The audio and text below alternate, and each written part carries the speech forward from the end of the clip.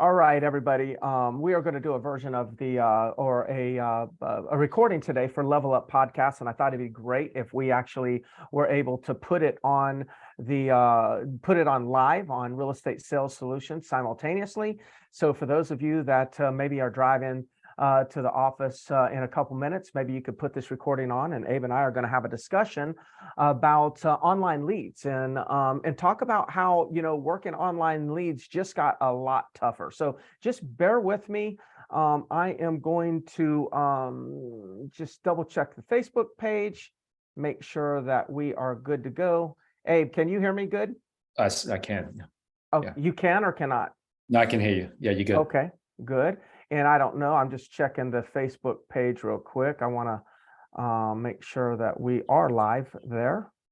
It looks like we're live, but I'm not on Facebook right now. Okay, it looks like it to me too, but I'm always a little bit skeptical. And those of you that are supposed to be making calls right now and they're looking for a distraction, watch this later. Get on the phone. There you go. There you go.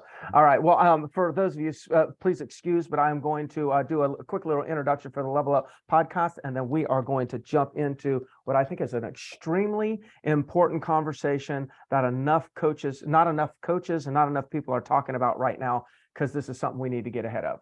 All right. So, hey, everybody, it's Greg Harrelson here with the Level Up Podcast, and I've got a great guest, great friend, great business partner, Abe Safa, with me. He is my business partner in our coaching entity, Real Estate Sales Solutions. If you've never heard about Agent Success Academy, Google it right now. You definitely want to check out Agent Success Academy. But Abe and I are going to be discussing today online lead generation or lead conversion, online leads, but in respects to the conversion of these online leads and the challenges that we're having, because I hate to say it, but I want to say it, and that is, it just got tougher.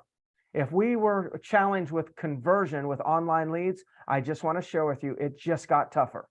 So you need to listen to this episode today, because I can assure you the conversion ratio from online capture to online connection, meaning you talk to them, that number is going to start going down in our industry, which means the price per lead talked to is going to drastically go up. And there could be people really concerned about the cost of leads online, and they could actually start bailing out on some of their budgets. But we're going to address all that earlier or later on in the podcast. First, Abe, thank you for on short notice being here with me this morning. I know you weren't prepared for that, but I kind of think that makes some of the best podcasts. So, but thank you for being here. Yeah, my pleasure, Greg. Good conversation to have today. Yeah, I'm excited about it. It's been very heavy on my mind. So if I can, Abe, I want to kind of set up why this is a conversation right now. Why is this subject even appearing? So I do have websites like a lot of real estate agents have, and I have many different websites. And in every website, in every CRM that I am a part of and that I know of, meaning I know people that are like, I'm not a Boomtown user, but I have friends that are Boomtown users. And this is not that Boomtown is good or bad or Real Geeks is great or not great. I'm just saying they're all CRMs, they're all IDXs, and I'm hearing that there's a problem no matter which CRM that you're using. And here's the problem. The problem is deliverability. The deliverability of emails has gone down. The deliverability on text has gone down.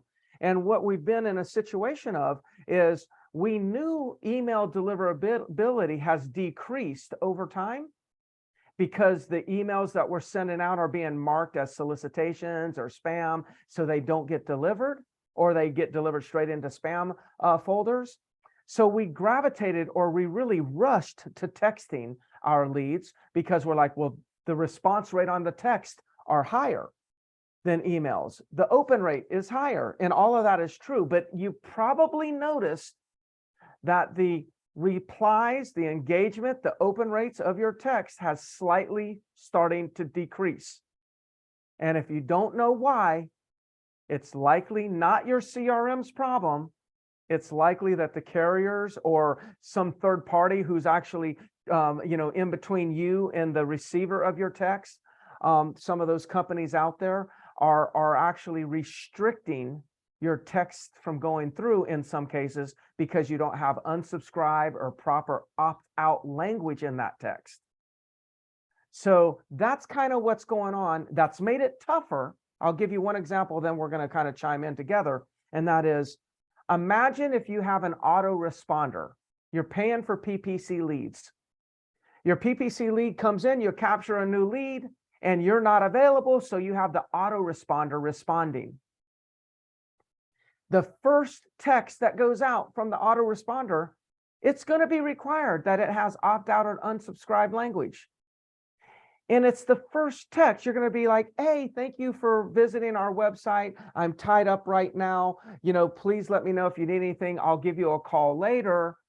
By the way, feel free to opt out or hit stop if you no longer want to receive the text. Now, you don't even have a relationship with this person. This is an autoresponder sending that text. The amount of stops that you're going to get or you're getting right now is going to go through the roof. But as soon as they hit stop, it's a new lead captured, and within seconds, they've already stopped and disabled themselves from receiving text from your system. That's a challenge. That is a challenge, especially for agents that don't make calling their leads first their number one priority. All right, Abe, that's my setup. What can you add to that as a setup? And we'll just kind of start diving into the conversation, because I think what I hope to do is we identify a problem and we start talking about a solution and leave our audience with solutions. Yeah, I mean, that's a great setup, Greg. And this is an issue that's been happening. Yes. Right. So we hear so many complaints online because obviously we work with a lot of agents all around the country. And the biggest complaint is people are just not picking up the phone. And that conversation seems to be growing. It's like month after month, it's getting tougher and tougher. You have agents that are using like dialers, like a Mojo dialer or something, and they're tracking the number of calls that they make relative to how many people are picking up. And that number seems to be going down. So what's happening right now with and again, it's not the CRM, just like you said, it's the whole, the phone industry. Okay. Yes. So they're going through the evolution that the email service went through, which means they're getting smarter at filtering out spam because they just went nuts. Like, I mean, all the robocalls people are getting, all the mass text messaging people are getting, it was bound to happen. It was inevitable. Yeah. And that's what's happening right now. And it's not just real estate, it's everything. It's just anything having to do with phones and deliverability of text messages and robocalling. Even just telemarketing, even if you're not a robocaller, just all those calls are being filtered heavily heavier and heavier every single day. Yeah, is what's happening. Yeah. Yeah, and you know, we've never been fans of robocalling and stuff like that. I haven't even been a fan of dialers. I mean, that's been, you got, those were just like, I don't know, 10, 15 years ago when I was really focusing on stuff like that. And so I think it's been slowly, you know, transitioning, you know, to, I guess it's been slowly transitioning to the point now where the consumer's lashing back and putting pressure on, whether it's the phone carriers, the servers for the emails, the in between, you know, I keep saying in between because I don't really know what those are called, but like a Twilio and that type of thing. You know, all of these people are getting very tight on what they're allowing to go through their systems, probably because of litigation and whatnot. And also, I think let's just think in my mind, or I think in my mind, they're trying to protect the consumer. Like a lot of you have gotten text that you're like, I get a text every day from some people trying to sell me health insurance. And it's crazy. Every time I say stop, I get another text, and stop, I get another text. It's like they have these rotating numbers, I'm assuming. And it's annoying. I can't get rid of them. And at some point, I think people are getting tired and they're calling their phone carrier and say, look, if you don't stop this from going through, I'm going to change my service and I'm going to go with Verizon instead of T-Mobile or instead of AT&T. So they're getting pressure, and so they're putting in restrictions. Now, whether this is good or bad, that's insignificant, but it's real. And I'm in different mastermind groups or different Facebook pages that are exclusive to different CRMs. And I'm hearing everybody talk about how their emails are not going through and their texts are not going through. So I guess, you know, what do we do about this, Abe? I mean, if that's been the major form of communication then what do we do? I think what you have to do is number one, ease off of automation, right? So the autoresponders, as you mentioned, first thing in this on this call was the autoresponders, in both of our opinions, have to go. Like Yeah. that cannot be the first attempt to reach somebody cannot be automated. Okay, Yes. we have to go back. I think that has to be the first step. We have to go back to the human level. We have to be a manual phone call that we actually reach out to these people. It can't be an autoresponder, because what's going to happen is if the phones are getting smarter. So it's not just the people complaining, the technology is getting smarter. Like right now, you can filter out, like I can tell my iPhone right now, okay, I don't want any text messages from anybody that's not in my database or in my contacts, right? So it can filter out. You've got spam blockers, you got all these different things. The technology is getting better. So we have to revert back to what always worked, which was the one-on-one connection. So get Yes. rid of autoresponders. You get a lead, first thing you do is pick up the phone and call them manually. Yes.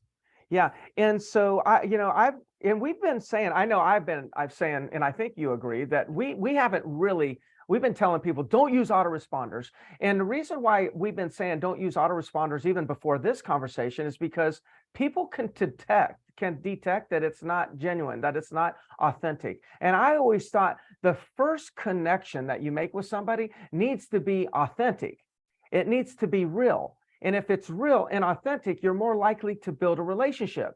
And if you build a relationship and then you send them a text in 5 days from today, even if it has, you can type in stop or unsubscribe or whatever, even if it has that, the chances of them opting out of receiving your text are less if you've started the relationship with a live call.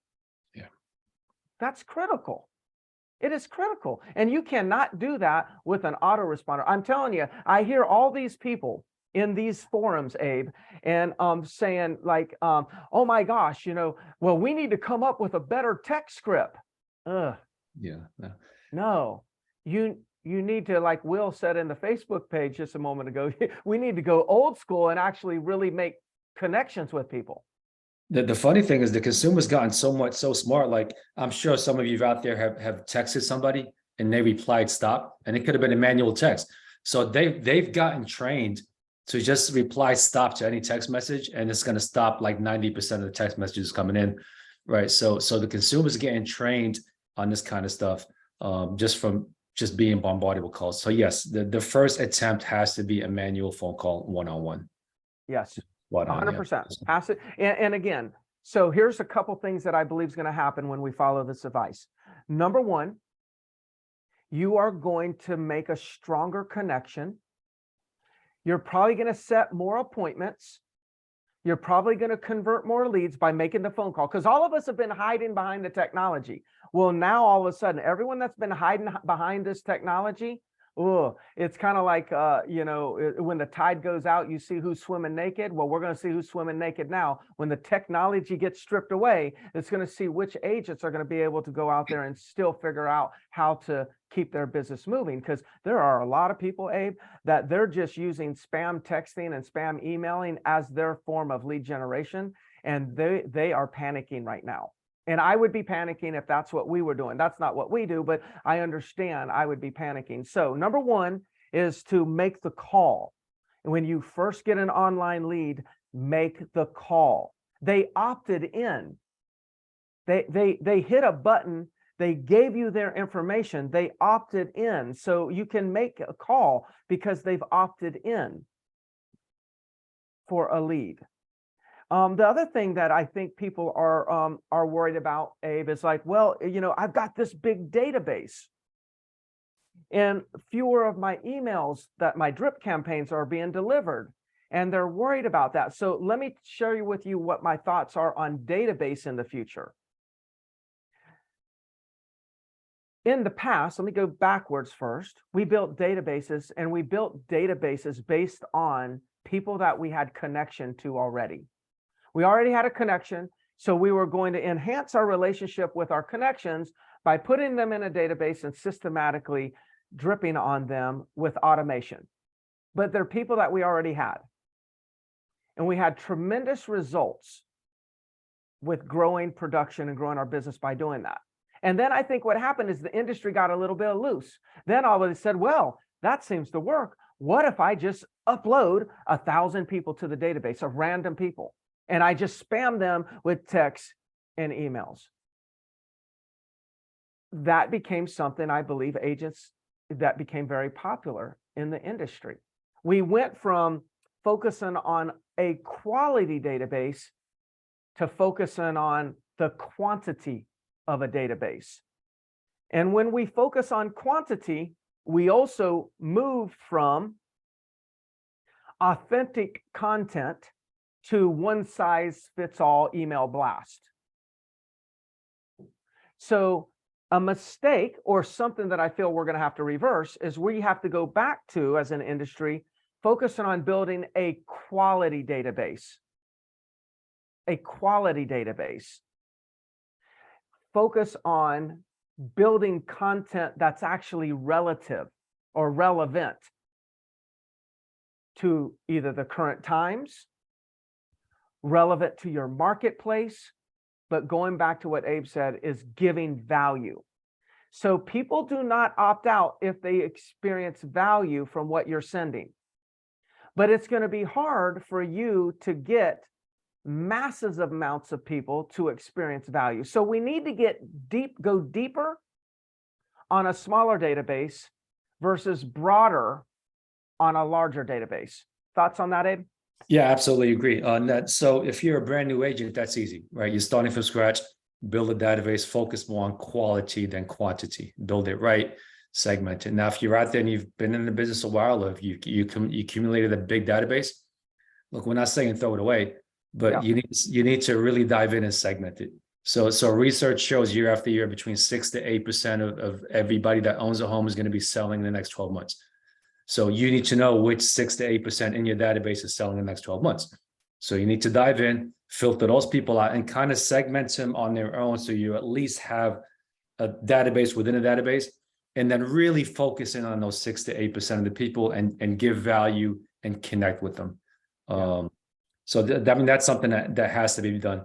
Another thing that I think needs to be done, Greg, is once you make the contact with that person, right? So instead of an autoresponder, you call somebody, you make that contact with them, and you have to connect with them, of course, okay? But you've got to get yourself into their cell phone.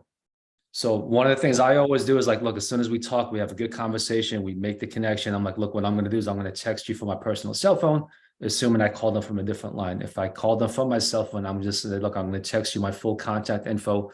Please just save this in your phone. So you want to get in their cell phone as a contact.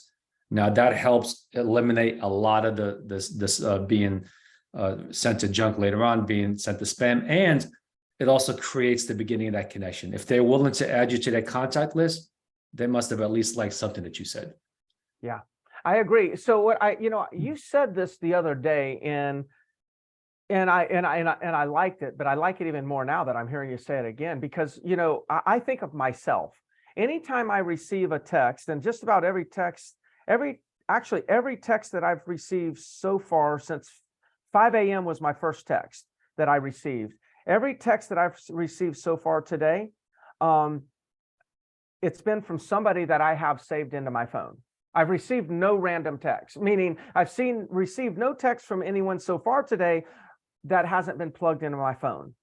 And so I'm way more likely, the likelihood that I'm ever going to hit stop or unsubscribe to one of my contacts, that's not going to happen.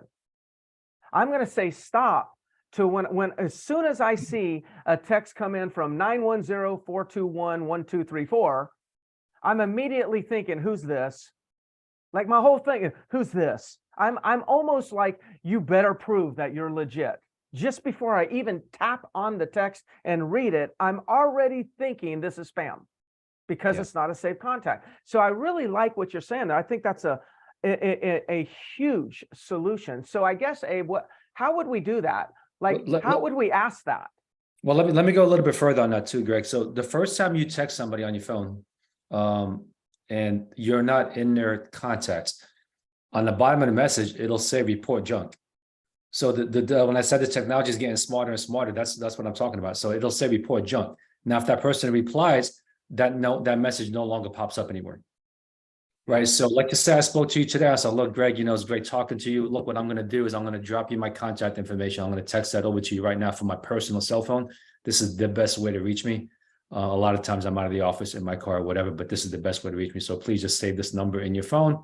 Anything you ever need, feel free to call or text me at any time. So then I'll text it to them. That message comes up, report junk. They don't.